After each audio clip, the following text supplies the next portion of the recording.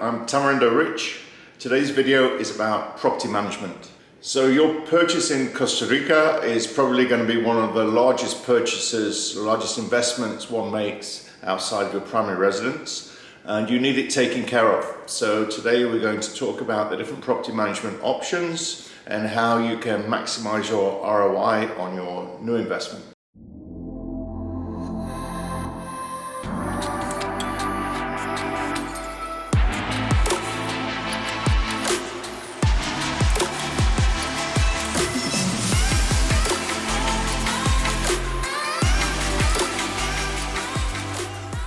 If you like the subject that we're discussing today, please like below and subscribe, and that will really help us.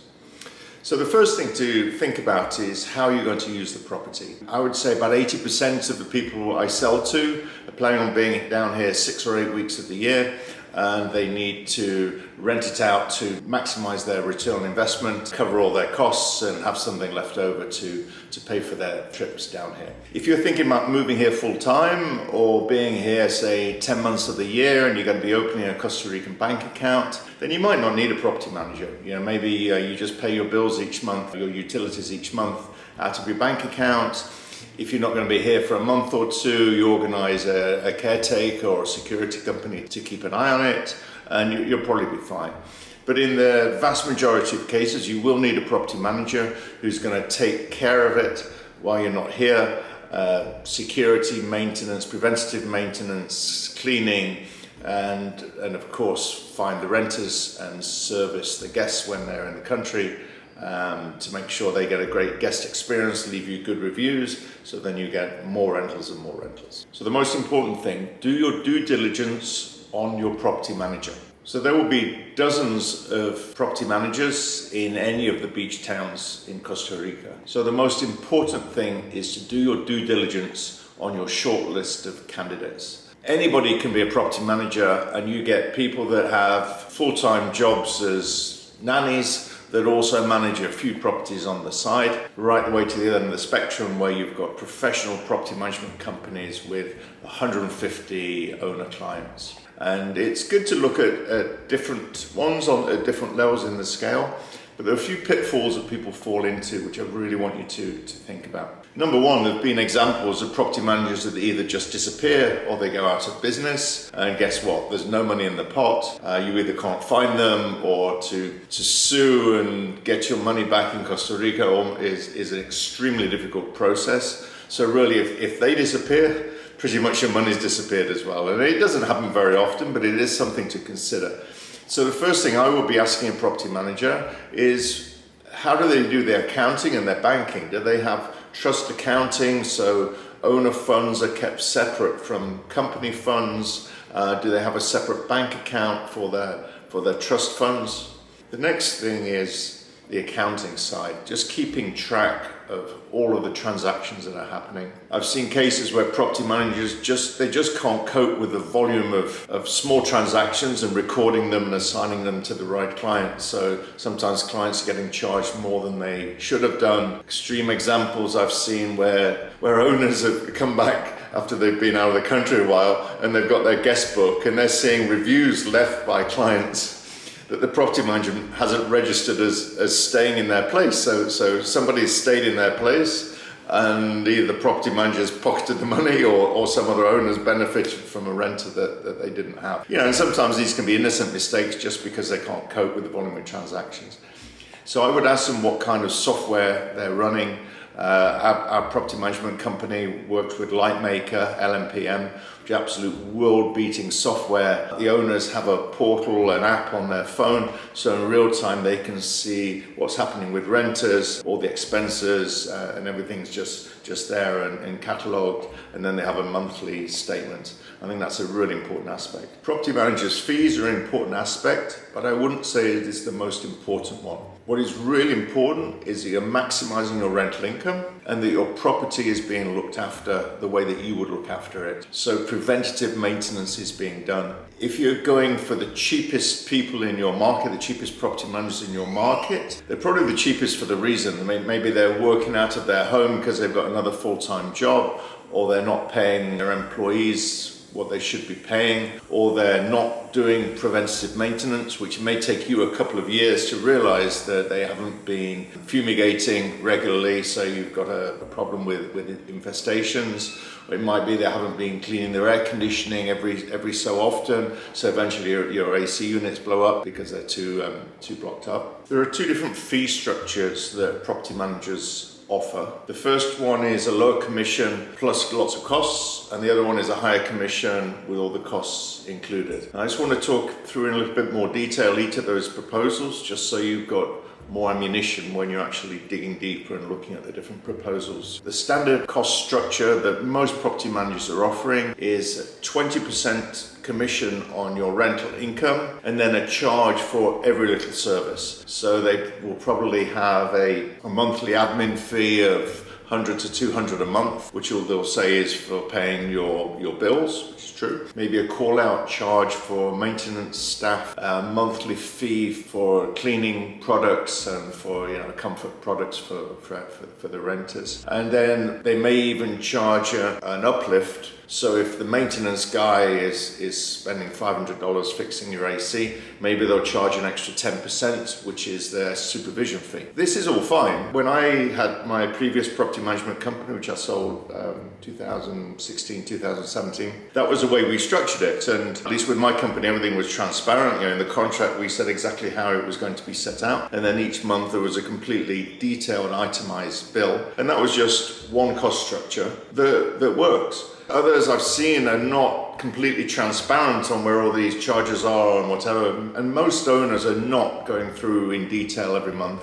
My old property management company, we had about 55, 60 owners. I'd say about 10 were actually going through line by line saying what's this and what's this. And with the best will in the world, most people are busy with their lives at home, and in the months that they're not in Costa Rica, they're not focusing a lot of time on the detailed costs. So it's really important that when you're choosing the right one, you choose someone that you can trust and then basically leave it in their hands. Now, having been a property owner as well and used other property managers, your goals are not in line with your property manager if it's 20% plus cost, because guess what? In order to make money, your property manager needs to add costs. So, his maid, he's paying so much a month and he's charging you, $50 for a clean. So if that's the way he's making his money, guess what? He's going to be cleaning your house all the time and, any little reason. And, maybe it's even a subconscious decision, but in order for him to make money, he needs to be putting costs in and fixing this and doing that and calling out there. So suddenly you're going to see all your costs mounting up. Right now in today's market, I think this next structure that I'm going to talk to you about is the best way to go. What one or two different property managers do, and what my property management company today does, is charge one commission over rental income, and then pretty much all of the costs are included. So no maid costs, no maintenance call-out costs unless it's a big job, and a commission on rentals, 35%, let's say. Now with this structure, it's harder to convince new owners to come with you because they go, well, why am I going to go with you if it's 35% compared to this guy over here that's 20%? Because unless you've read the minutiae of the offer, you're not seeing all of these other costs coming in. So with this structure at 35%, firstly, your monthly statement's this long rather than this long. And guess what? Your property manager's goals are in line with your goals. There is goal congruence between you and your property manager. So in order for him to make money, he's got to rent the hell out of the property. So all of his focus is going to be in generating business for you,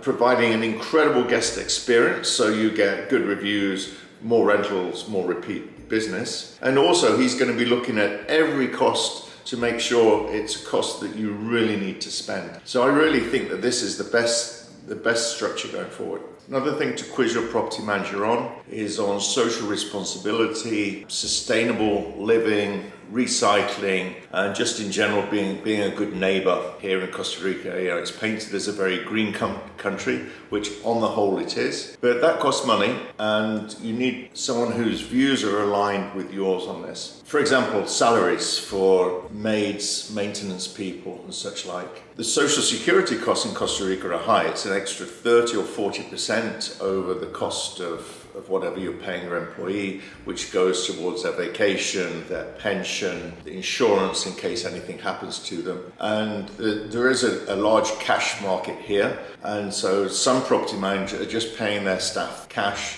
which means they save a lot of money, but it's not good for the employees and it's not good for you. And I'll tell you why. Because if you've got a maintenance guy on a ladder fixing something here, if he falls over, if he's insured through Social Security and he's in payroll as normal, then all of his insurance costs are covered and you're covered. If he falls off his ladder and breaks his leg, guess what he's going to do? He's going to sue you because he was in your unit, and he's going to sue the property manager. If it's a big charge and these costs mount up very quickly, and if he's discapacitated for some reason, he's got a family, the costs mount up. Guess what? Your property manager, he's probably off somewhere else, formed a new company, and that's done. But your property's still there, and he could end up suing you. So it's very important that anybody who's doing any jobs in your house has this insurance. So if they're employees of your property manager, then they're correctly put into Social Security and have the necessary insurance. Or let's say it's a specialist task and your property manager's hiring an electrician that's an outside contractor. That's fine too, as long as there's a contract, an invoice, and that the electrician company has his employees correctly insured and everything. Costa Rica has minimum wages for every different type of job, but the minimum wage really is a minimum wage, and what maintenance people and maids are earning is barely subsistence level. So I think it's a good question to ask your new property manager, how does he pay his staff? If they're just paying minimum wage, that's they're meeting their obligations by law, but really it's not providing a living wage to the people who are working really very hard and sweating in this heat every day. Other thing to talk about, what kind of products do they use? Cleaning products that are not harmful to the environment, no single-use plastics, encouraging renters to turn off the AC when they go out. It also helps you and keeps your electricity bills down. So for a healthy, successful, long-term relationship between you and your property manager, it needs to be a win-win. You've made a large investment, you need to make a good return on your investment, you need to know your property is being maintained to a high standard so that you have good resale value, and when you're down in the country, everything's working perfectly and you're not running around trying to get things fixed. On the other side, your property manager needs to make money. He needs to make a good profit. This is a hellish job, absolute 24-hour of the day job. He needs to be paid fairly for his work too. So I wouldn't be trying to strip them down to the very minimum that you possibly can. Just figure out something that works for you and works for him. He needs to feel that he's being well remunerated, that they're doing everything they can to maximize rentals, and that the rentals for your unit are actually going to your unit. Because if you're stripping him down to the minimum and asking for discounts and whatever, if he's making more from another unit next door, he might be pushing renters over there because he's making a better commission over there. I think most property managers are honest, but you need to structure a deal where he feels that it's a good deal for him too, and then you've absolutely got him on your side, because you're not down here and you're not seeing the day-to-day decisions that they're making over when they should send in the preventative maintenance people or when they should clean it, or now it's the rainy season, so we'll do the dehumidifier twice a month instead of once a month. You're not part of those sort of decisions, but those kind of things build up over time if they're not taking care of it as you want. So it's a really important decision, and I'd really take a lot of time in choosing the right guy. So please like and subscribe below. I've put my email address below also, so if you'd like more information about my property management company and how we do things. We're just in the Tamarindo, Langosta, Flamingo, Potrero area. But I'm happy to answer any questions you've got, and wherever you're buying in the country. I really want it to work for you and you have an amazing experience. I'll be happy to help. Thanks very much.